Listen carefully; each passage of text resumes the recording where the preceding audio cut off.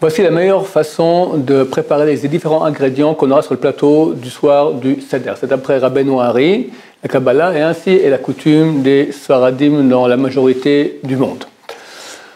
Tout en haut, correspondant aux 3 premières sphères des 10 sphères, parce qu'on a ici, on a 9 ingrédients correspondant aux 9 sphères. On prend depuis Chokhmah, Bina, Dat, etc. On arrive 9, et le plateau lui-même, c'est la Malchut la plus basse qui contient le tout. Le soir du Seder, on fait descendre un très grand flux de lumière d'après un certain ordre, d'où le mot Seder. Seder signifie ordre. Et ce flux doit descendre vers nous jusqu'à notre âme. On fait 64 mitzvot ce soir, comme ça dit le Gaon de Vilna. Et donc il est important d'avoir ce plateau. Il est important aussi de laisser les ingrédients sur le plateau durant tout le soir du Seder. Alors on a ici en haut 3 matzot. Si on a une matzah qui est un peu fondillée, comme c'est le cas ici, vous voyez elle est un peu fondillée ici, c'est bien de la mettre au milieu parce qu'elle sera utilisée après pour faire le yachat, c'est-à-dire pour couper la matzah en deux. Donc mieux prendre la fondillée déjà pour cela, vu que de toute façon on va la couper. À droite, on a, si possible, un bras d'un mouton qu'on aura grillé. On l'a grillé spécialement pour vous aujourd'hui. On le sert aussi à notre soir du Seder B'ezrat Hashem. Sinon, de la viande grillée. Il y en a qui mettent des ailes de poulet, ce n'est pas notre coutume. La coutume de Sfaradim, c'est que ce soit de la viande grillée. Ensuite, ici à gauche, on aurait pu mettre de la viande bouillie, mais on met des œufs. En fait, ça correspond, on a ici 3 mitzvot de la Torah, qui sont manger la matzah le soir de Pessah, manger du sacrifice pascal, donc c'est du mouton grillé le soir de Pessah, et manger le korban chagiga, le sacrifice chagiga, qui était le sacrifice qu'on amenait aussi le même soir, qu'on mangeait en premier, pour manger ensuite le korban Pessah, le sacrifice pascal, rassasié. Donc comment se rassasier? En mangeant de la viande qui était bouillie. Alors on peut mettre de la viande bouillie, la coutume est de mettre des œufs. Pourquoi des œufs? Pour 2 raisons. D'abord, en hébreu, en araméen plutôt, les œufs se disent « baye », et « baye » signifie « il a voulu ». Dieu a voulu nous sauver. Donc en souvenir de cela qui a voulu nous sauver, on met les œufs du côté gauche en haut.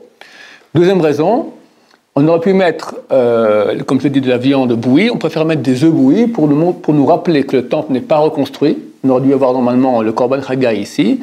Et l'œuf est un signe d'amertume, un signe de deuil. Alors on met les œufs cuits. Et il y a un rapport aussi avec le 9 Av qui tombe toujours le même jour que Pessah. Cette année, Pessah est Shabbat. Donc on sait que le 9 Av sera aussi un jour de Shabbat. Donc il y a un petit rapport, pour ça qu'on met les œufs en signe de rappel de la destruction du temple. Ensuite, au centre et en bas, on aura de la laitue. En fait, on appelle ça le maror. Il y a 5 sortes de maror. La préférable est la laitue. Si on peut avoir une laitue arabe, elle est plus amère que la laitue européenne, c'est préférable. Mais attention, il faut bien vérifier qu'il n'y ait pas dedans des petites bestioles. Là, c'est la laitue Gush Katif qui est assurée sans bestioles. Il faut qu'elle soit mouillée. Quand on va manger le maror, il faut qu'il soit mouillé. Il est bien de mettre une endive ou quelques endives ici, bien qu'on ne va pas les manger.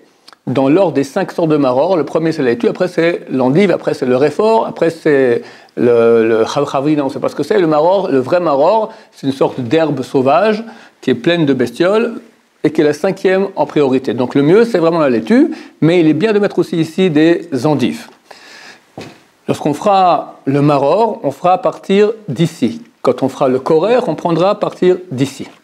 Ensuite, ici, à droite, on a la haroset. La haroset, c'est pour nous souvenir de l'esclavage en Égypte. On avait une sorte de ciment qu'on utilisait pour mettre les briques. Donc, comme du ciment, c'est pas liquide, c'est pas non plus trop solide, c'est un peu comme ça entre les deux. C'est un mélange de fruits concassés, des fruits par lesquels le peuple d'Israël a été loué, tels que la pomme, tels que les dattes.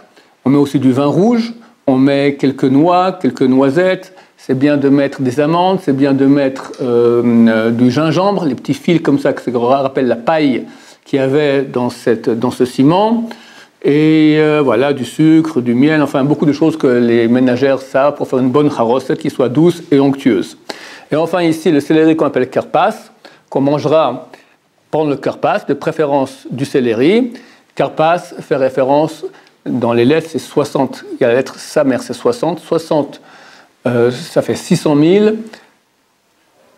En fait, en hébreu, on dit 60 10 fois 10 000, d'accord? Donc 60 parer, c'est les travaux forcés. Donc c'est un rappel des travaux forcés.